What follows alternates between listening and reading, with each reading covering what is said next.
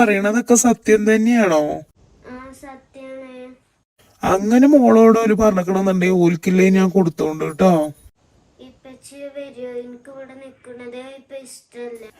ഞാൻ എന്നാലേ എത്രയും പെട്ടെന്ന് വരാൻ നോക്കാട്ടോ. ശരി.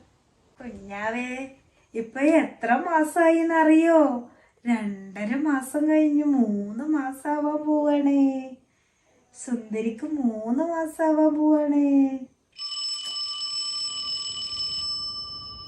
ഇപ്പച്ചി വിളിക്കണ്ടല്ലോ.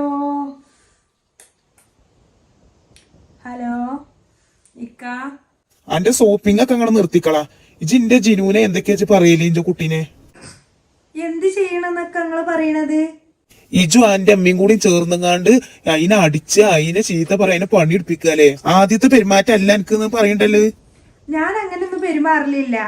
അതൊക്കെ നിങ്ങളെ മകള് പറഞ്ഞുണ്ടാക്കണാണ്. ഈ ചെയ്തിട്ടില്ല.